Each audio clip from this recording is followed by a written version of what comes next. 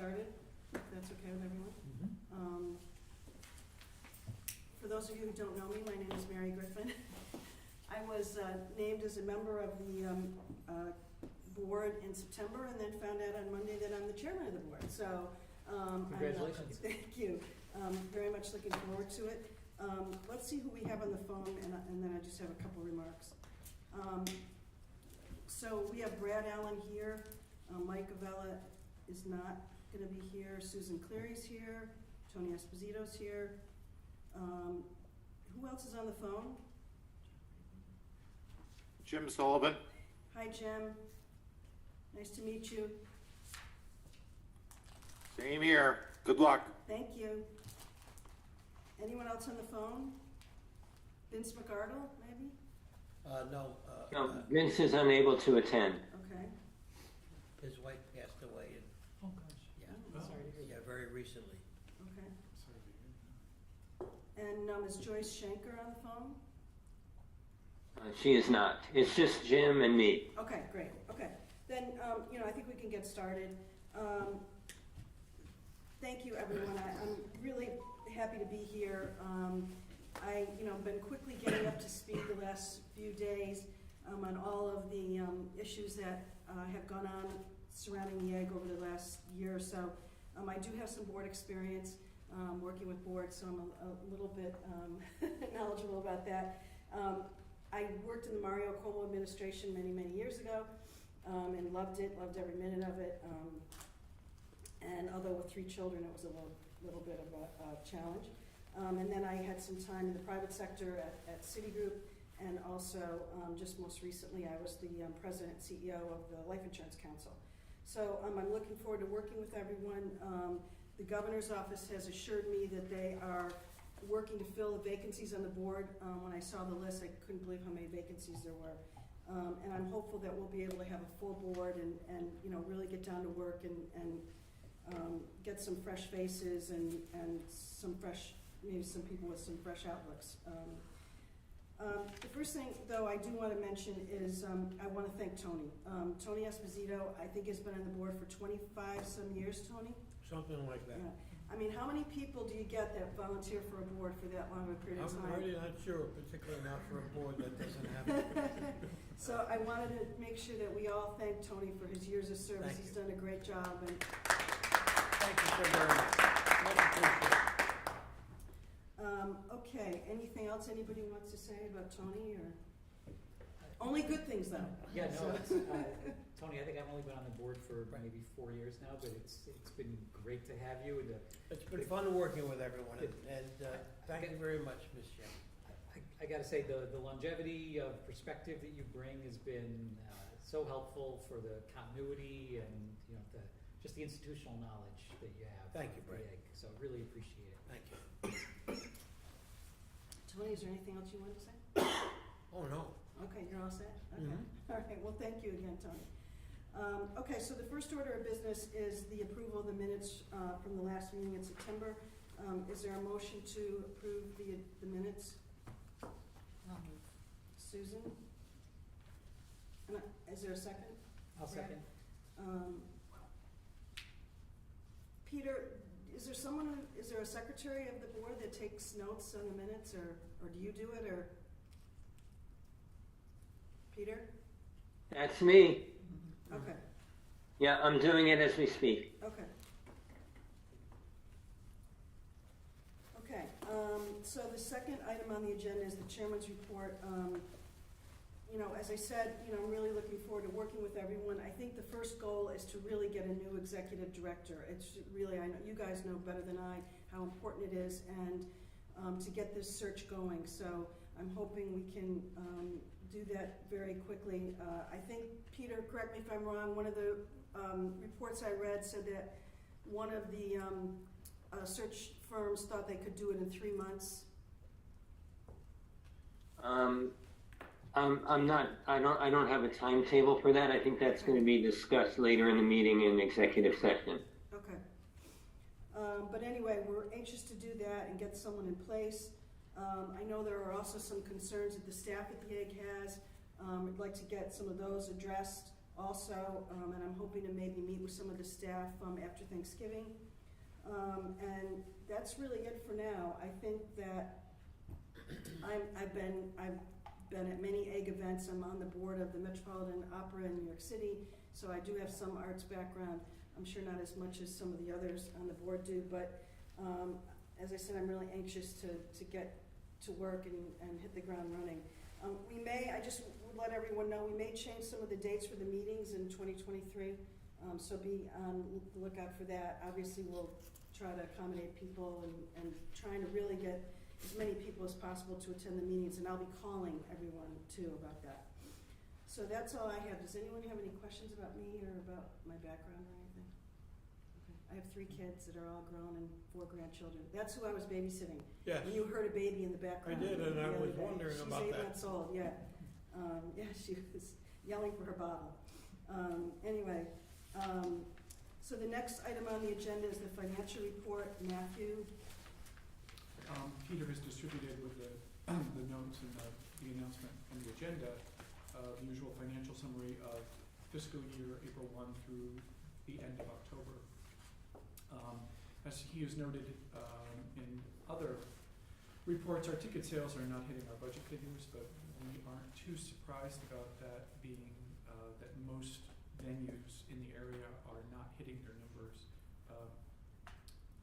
In his executive director's report, he actually lists out the performances that have taken place in September and October, and notes the percentage of audience attendance and occupancy, I think is the term he's using. So, but on the positive side, even though ticket sales are not hitting the mark, we are up and maintaining our rental income figures, our contracted services figures.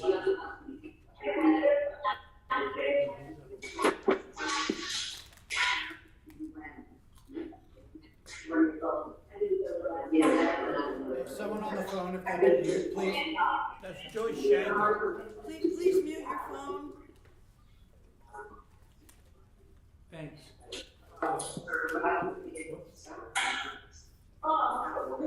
Joyce?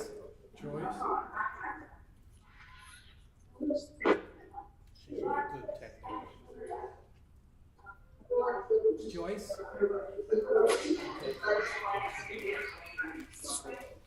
There she She is. is. There we go. Hi, Joyce.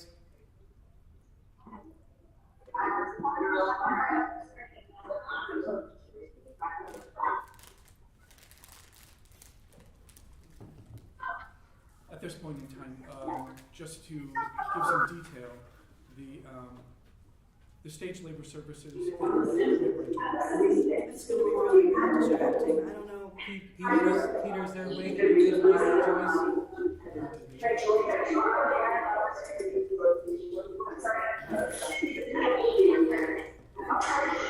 There's so much noise. I thought she'd be at home. Oh, I think she's just muted.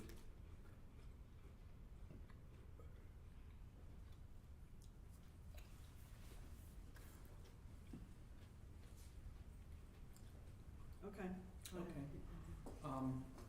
On the contracted services line, that is including equipment rental, our handling fees, our concession income, and our artist sale income that we get for merchandise. Most of these fees are up. We're actually, our stage labor services income and our equipment rental income, the rental of our equipment out for theater rentals, is causing the variance there against the budget. So that's a positive thing. On the expense side, well, our unearned revenue is up as well. I have to note that membership is up. We had budgeted about 23,000 at this point, and we're up to 30. And our other line items, our SDOG grant wasn't part of the original budget, so that's why that line item is up a little bit. On the expense side, our administrative expenses are flat, and our benefits are a little under what we had expected at this point. Artist fees are a little lower than we had projected, but our marketing and production fees are lower than our budget expenses. And Can I ask a question? Sure. Is it possible that those numbers could, by the end of the year, end up being what you had.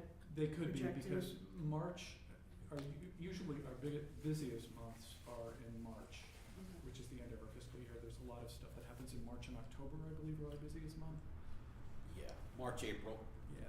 So October, November. we'll probably come back up and the expenses will rise at that point. Okay. But right now, we're experiencing a pretty positive cash flow. We did take $750,000 and invested in T-bills. Those were purchased last month with a maturity date of the end of February. That was Nice. taking advantage of the good interest rates that were on those short-term T-bills, is that, yeah. Yeah. Do you have authority to do that, just, Through the finance committee, that was a suggestion that was made at the last board meeting. okay, So we moved that money.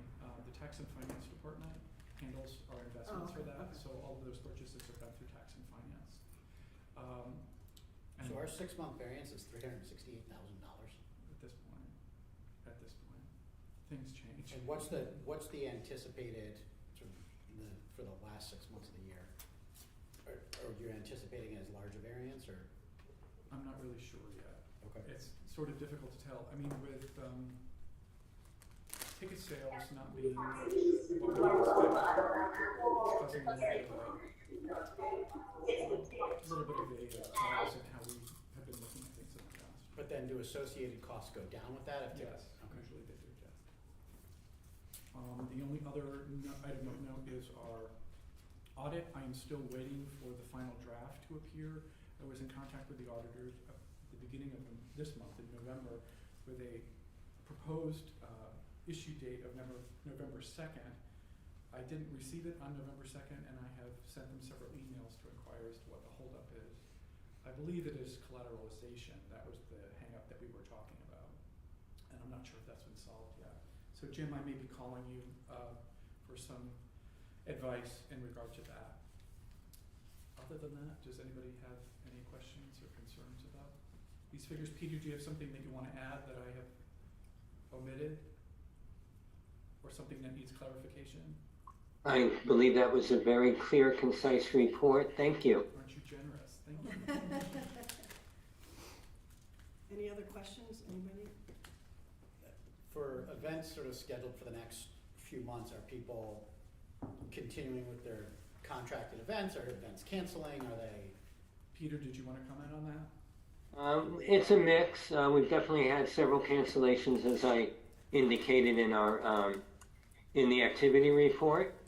And you know, it's a bit of a roller coaster, but it's still overall the attendance compared to what it was before the shutdown is still almost across the board less than it was then. But you know, some things are rebounding, as Matthew said.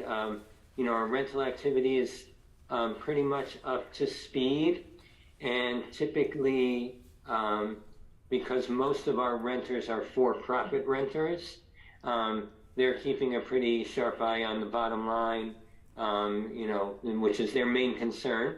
Not that they're not concerned about the art, but obviously they're in it to make money. So, and we've had them cancel several shows as well, or move them from one theater to another. So it's definitely still unstable, I would say, and unpredictable as well. We have, our approach has continued as we've talked over the last year and a half, being very careful about what we book, and trying to keep our exposure as low as possible, but without disappearing altogether. So I think we're somewhat striking that balance. Definitely the Shuttered Venue Operators Grant is being used for this intended purpose, so that's been really great.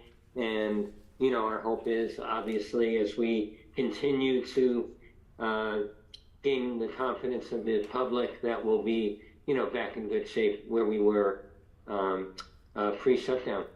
And how does that compare to Proctor's or the Palace or kind of our neighbors? I don't compare notes with them specifically on a show by show basis. I can probably find out. My sense is from informal conversations, not only with our immediate colleagues, but ones, throughout the Northeast or East Coast, as everybody's experiencing similar experiences where their comedy is really strong, their music is not as much, and again, the pop performances, the more popular, younger skewed audiences are doing better than some of the older audiences that typically attend some of our music and dance performances. We're definitely not alone, we put it that way. And as we discussed at the last meeting, Broadway, everywhere from Broadway to, the Adirondacks are really experiencing the same thing and making adjustments as they go. And sometimes you just have to learn the hard way. Any other questions about the financials or the audit that isn't done yet? Okay, Thank you. okay, great, thank you. Next is the security committee report. Brad? Yeah, sure. Thank you, Mary. So we had a productive meeting last week, I guess it was, with Tony and Mike Ravella from the board joined me, Peter, Bill Darcy, and Keegan Bushy from Egg staff were on, and I have a couple of colleagues from OGS, Brad Hutton, who's in charge of our facilities, and Heather Flynn, who's in charge of our convention and cultural events, who shares a lot of the space here, the convention center and the meeting rooms. And then, most of all, we're glad to have Jack Geary and Jim Brady from KNS Security to discuss some of the security concerns that have been raised just from staff, but also from what other venues are doing. It seems that our primary security has been wanding patrons as they come in, and other venues are shifting, and sometimes promoters are asking us if we have magnetometers, walk through machines to detect if anyone's bringing in anything that they shouldn't be bringing in. Jack Geary and Jim Brady from KNS certainly have a lot of experience, not only here but at other venues, most particularly the MVP Arena. And I think there was a general consensus that having walk-through detectors would be a good thing. I think we all recognize that there's going to be an expense to that. It just so happens that OGS with state police, they control the access to the Capitol, to the LOB, and they have magnetometers there and x-ray machines, and they're looking to replace those. And it looks like there's kind of a new generation of walk-through screeners where you can get rid of the x-ray machines. It'll detect metal, but it'll also spot if someone's got something bulky. So, we've all heard of ghost guns and things like that. It'll also, catch if somebody's got something that is larger than you would think under their jacket or whatever it might be. Our understanding is that that new style machine is going to be on an OGS centralized contract soon. I think we're just waiting for it to get added and the pricing checked. So I don't know what the price would be of that. I think OGS and state police are probably going to be replacing what they've got down at the end of the concourse with those new style machines. Those would be available for purchase, and I don't want to get ahead of myself, but there might even be a way where OGS can share in the expense, since we might be able to use them for the same part of the complex. If we need security for the convention center, we could use them if you're looking for security for the egg.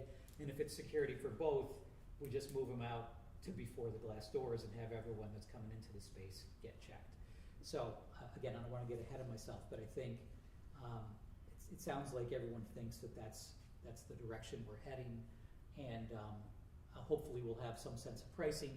The ones that are on state contract are one option. I'm sure there's other options. I hope what we have on state contract will be cost competitive and make sense. And it sounds like these newer machines, they're highly portable. You can wheel them in to a storage area, wheel them right out. They just need power, and they can be run from an iPad essentially. A little bit of training. It sounds like our existing security staff would be able to deploy those to good effect. So, any questions from anybody on that? So the A doesn't have to, can go out and get their own, they don't have to take the ones that, not that I would suggest that. In fact, the optimum would really be if OGS is getting some new ones, if we could piggyback on that, it'd probably keep the cost down a lot. But I was just asking, we don't have to. Yeah, so state agencies are required to use centralized contracts if that's they what I meet their thought. form, function, utility. Public benefit corporations like the Egg have the option of using the state contracts for those things. But if we decided that wasn't gonna meet our needs, we could do our own procurement. I assume, it would just, I don't think these are so expensive that you would need to get into a terribly formal procurement process, probably just get bids and decide what makes the most sense. But as I say, there might be an opportunity to share in some expense with OGS on this as well that could make life a little bit easier for everybody. Right. Brad, are the ones that, I'm sorry. No. Are the ones that state police are getting rid of or replacing, are they obsolete? I have the sense they are, and I think those work well in conjunction with an X-ray machine, right? 'Cause Right. I was mean, just wondering if there was, if we're looking at a lot of expenses that, Yep. there's a wish We list are. that's a mile long. Yep. So if there was an opportunity to repurpose those, if they were not obsolete, that might be. That's a good thought. Let me look into that some more. Brad, this is the machine that Brad Hutton sent the information around? Yeah, the Evolve, I think it's called. Evolve, that was Yeah. very impressive looking, What I like about it, very impressive. it's unobtrusive, it's Mhm. fast. As Brad said, it's extremely sensitive. I've watched some video of this being applied at Lincoln Center. And when you talk about trying to make that process of screening a patron easy, expedient, unobtrusive, that's a great place to learn from. After the holidays, I'm gonna try in December to get an audience with the Director of Security down there. I would like to see it in action. I would like to talk about issues and problems. I'd like to touch an iPad, see how it works. Is it intuitive? Can you hand it to a substitute security guard tomorrow Right. night who wasn't Right, here someone who last hasn't night? been here That before, kind of yeah. thing. Yeah, I think we did get a demo, and I'm sorry that Oh, we weren't thinking about that here, about the eggs needs, when I think State Police and OGS did get a demo of it. Everybody was very impressed, but, so there might be an opportunity to get a demo here too, but I like to see them using it I see your in point, the yeah. same environment Yeah, that we're going to same recreate kind of here. environment where you Yeah. got patrons who, just wanna get into their seats, Yeah. right, and, yeah. I was also impressed with Jack's voluntarily offering us to go through what they did at the NIC, the MVP Center. It's hard to keep up, right? Those real-life scenarios, Mhm. they seemed really rock solid. And to have the lights go out and, people doing different things. Yeah, and so we did talk about some active shooter training and other kinds of Mhm. training with security staff and with egg staff, and I did start a conversation with state police, and Bill, maybe after the meeting, you can, the one question I got from them is, where did it get stopped last time? If they have a better understanding of that, we'll try to break through that roadblock. Sure. And I agree, like, this is a state facility, state police is our first line of law enforcement, but if we could partner also with Albany PD or somebody like that, that would be great. So, if you and I can just Sure. catch up. It'll be an extension of the evacuation and emergency procedures that we already practice Mm-hmm. with State Office of Fire Prevention Control. Yep. For those emergencies. It's really just an enhanced extension of that process. But it has its challenges, so to say. Right, yeah. Any other questions? Anybody on the phone have a question for Brad? Peter?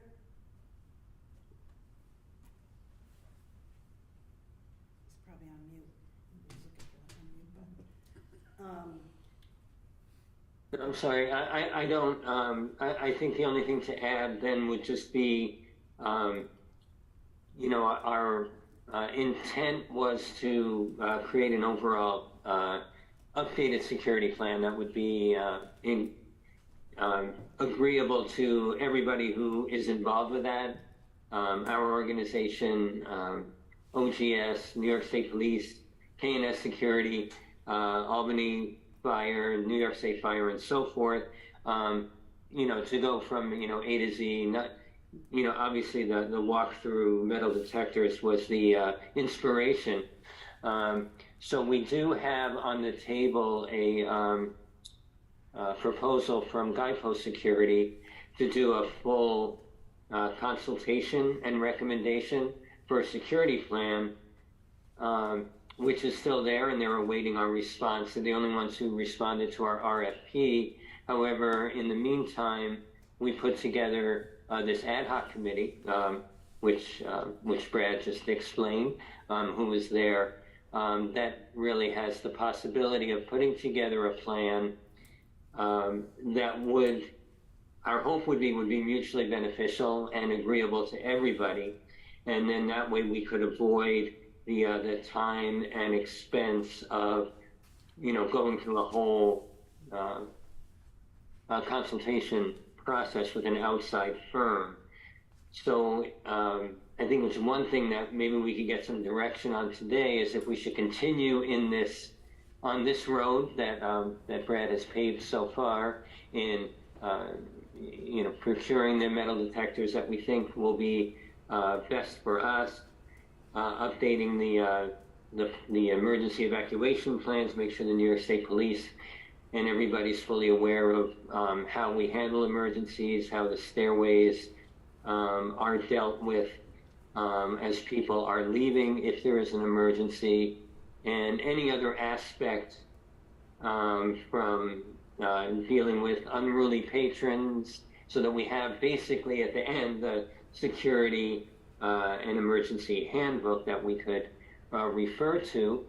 And if everybody signs off on it, we could go forward in that direction. If for any reason we find it does not meet everybody's expectations, or is not effective, then maybe we could take the road of bringing in an outside firm to take a look at it.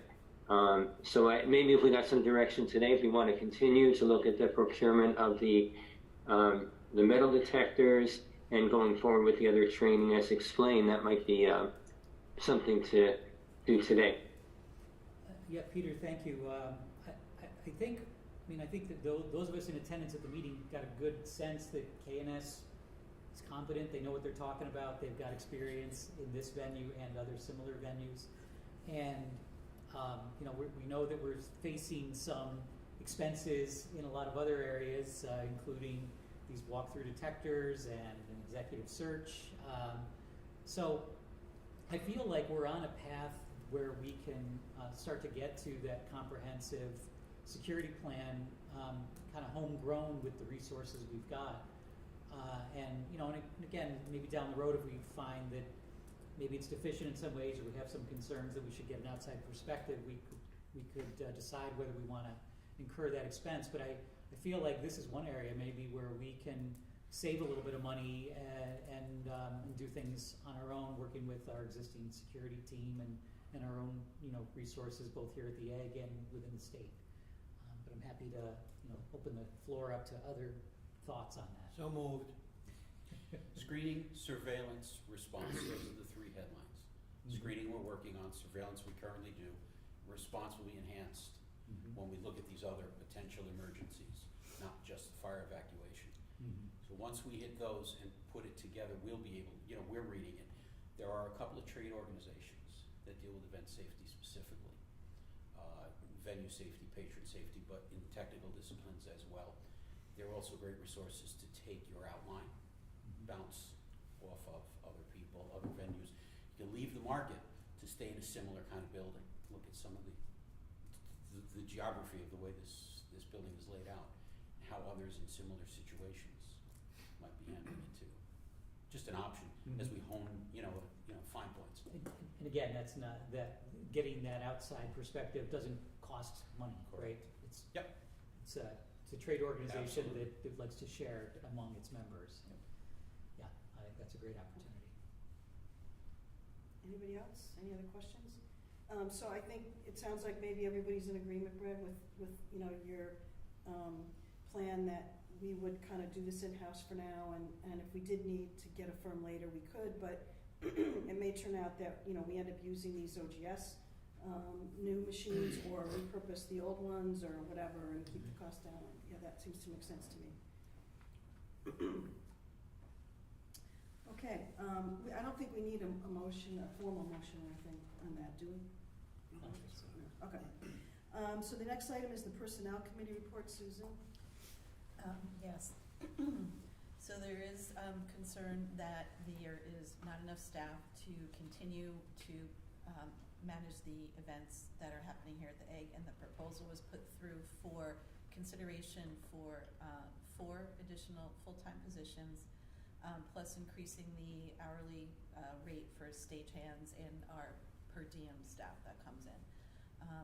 The per diem staff increase was raised. I'm correct on that, right? Yes. That was updated. I know that I've talked with Bill in the past too about how they are literally out there looking at every place to find per diem staff to come in, qualified staff to run this facility. And it's getting harder and harder to do. A lot of staff, a lot of people have left the industry during COVID, have not come back. They're going to other places where there's more work or higher pay, so the Egg staff has been struggling to maintain operations. The concern is that there's not enough budget to hire 4 full-time staff at this point. So we looked at this personnel committee, looked at a couple of different ways to explore to see if there was any other opportunities for bringing in contracted staff like an ACES or somebody like that to help with an event, which would be an outside production company, to see how this increase in the per diem staff works out. It's only been a short period of time. Is that going to increase our pool of employees coming in? Making sure that we know ahead of time if there's staffing shortages, how all of this is working. Do we bring in, instead of a full-time employee with full benefits, can we bring in someone on a contract basis? So we're not expending the money on the benefits at this point. Those were a couple of things we came up with, and again, we need to find out how that is going to work with the staff here. So there needs to be further discussion on those points that the committee came up with and feedback from the staff on that. So that's where we are. We came up with some ideas, and we're just waiting to hear back if we hit the mark, if we missed the mark, and where we need to go from there. And Sue, I think it would be good to have maybe a more in-depth conversation with the personnel committee to meet with staff and talk about some of these things in a forum where we can really get into the details. I agree. Yeah, we're not on the ground floor. Yeah. We know that. We know a little. We like what you guys do, but we're not on the ground floor, so we don't. Has the staff stayed pretty, static all this time? I mean, has there ever been a budget increase for the Egg over the years, or has the budget stayed pretty? I can't speak to the actual numbers of dollars, but the numbers are identical to where we were. Think about it this way: when we were doing 20 to 25% of the volume of work we are now, and the other, Peter mentioned for-profit presenters. The demand on this building, hence the skill sets that are required, that's up over 100% some days. And what I mean by that is, I ask road managers, keep that on the truck. I can't power it, I can't fit it in the building. We are maximizing this building's potential, which is good. But at the staffing level of when the average event in here maybe required 20% of this building's capability. So when I look at that, it's probably a crude way to do it. I'm 500% increase in demand, in skill set, in need. And I'm 5 times the volume on a hot month. But a question that needs to be addressed is, before COVID, we had a certain number of staff members that were available to work in production. Since we've reopened after COVID, has that pool shrunk significantly? And are the people that were with us prior to COVID, what's the percentage of those people that came back? Is it half the number of people that came back, or? Not just a news story. It's my head spun with the turnover we've seen. We've seen turnover even pre-COVID. But what we've seen since, it will make your head spin. And the people who cover these per diem positions for us right now come in with the skills, and I think I mentioned this at the last meeting, they don't always come in with the experience of the level of the artists being presented here. So they may have the tools, but not the experience, and we drop them in. And then we gotta keep a close eye. And then the concern, and we've already seen it, is as soon as they get their feet wet in this market where it's always very competitive, edge to the employee, they move on. We've seen it in the 12 months that we've been, operating again. And I think something that, it's also, this facility has, a lot of your production pieces are older and need to be nuanced. Am I correct with that? Because I remember working when I worked at the convention center here, there was the light board.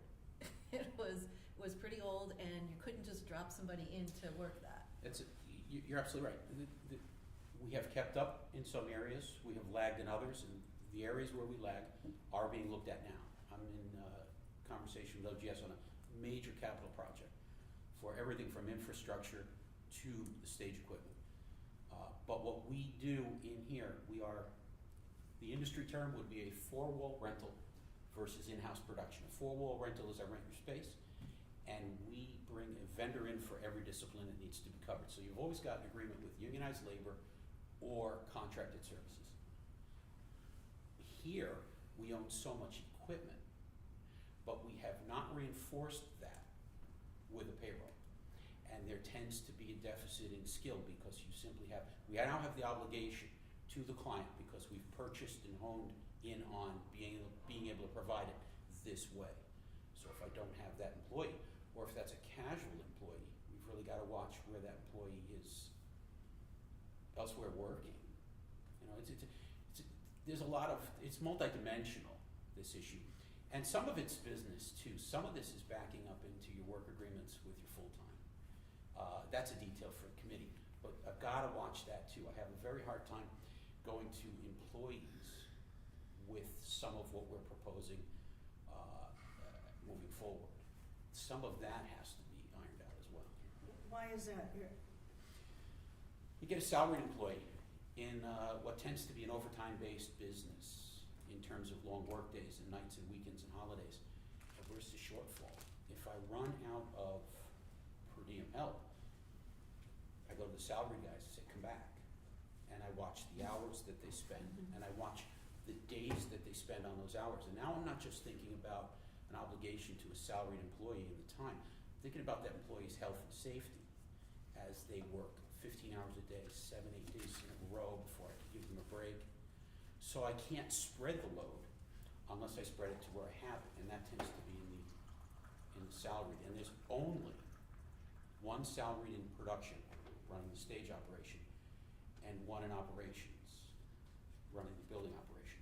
So it's like, you don't address the drain when it clogs. The water's eventually going somewhere you don't want it to go. And that's what I'm doing with hours and salaried personnel. So it's not tangible on the cost of dollars, but it's happening out there. I think there's a lot here to unpack, right? Right. And so I think, Mary, now that you're here, I feel like you should be added to the personnel committee. Thank you. I feel like personnel committee should meet. Bill, I think Matthew should be there because there's a fiscal component to this that we cannot ignore. I think again, I don't know how many fingers we're going to have in the dike and what's going to be the right solution, and we may find it's an iterative process. We were hopeful that raising the per diem rates might move the needle a little bit on expanding the pool of people you can at least draw from. But I get it. There's lots of things, and COVID changed the market, and just like people don't want to work in restaurants, the night jobs of working in performance venues, it's harder to attract people to that. it's a lifestyle that not everyone loves. So, I think the more heads we put on it, the better potential for that answer that we don't see. Mhm. You know, it'll surface, it'll come out. Gives us time, it buys us time to maybe budget down the road, look at the resurrection of the industry, you know. Right. Over the next couple of Yeah. years. and I know that, grant money usually isn't available for operational expenses, but, maybe there's some way we can leverage some, again, if we're gonna take the long view, are there some grants we could apply for that help us somewhere else so we can deploy more resources towards personnel? We're getting our state appropriation back to where it was. Yep. The county's about to put out an ARPA funding notice, and they're trying to get arts organizations included in that. Oh, that'd be Because the great. county hasn't spent its COVID money yet. Oh, I mean, it's not gonna be a lot, but but, hey, every little bit every helps. little, yeah, and Proctor's isn't in the count, well, Capra is. And thank you, and I would agree, and we, the board wants operations to be smooth. We don't want you guys working 8 days in a row for 15 hours. We just don't know enough about these 4 positions, what the priority is, where's the highest, where do you need it, and that's why we need to sit down Sure. with a little more meat. And I don't know if you guys talked about it in the first committee meeting, we weren't looking for 3 to 4 positions overnight. I mean, phasing this in it almost has to go that way, obviously. Mhm. But in committee, if I can show you some of the dimensions, I have some numbers and some thoughts. We're already paying for position 1 if we look at it from all the angles. If you enter the technical disciplines, the pace of the, as you say, on the floor, the duration of days, we've paid for, on paper, almost all of position 1. Doesn't mean we can add it, but we can see it better if we look at it from an operational Yep, that's great. level. So going forward, Susan, you're the chairman of the personnel committee, right? Yes. Okay, so you'll set up a meeting and the members of the committee, I mean, I think, I don't know, other boards that I've worked with, usually the chairman of the board is on every single committee. He or she may not participate, more or less as depending on the subject matter, but, and then Brad, you would be on that committee Yeah, I was also, on it. I forget who else was on and- it with us. probably Jim. I think Jim, Okay. yeah, Jim Elatris. So, so I don't know if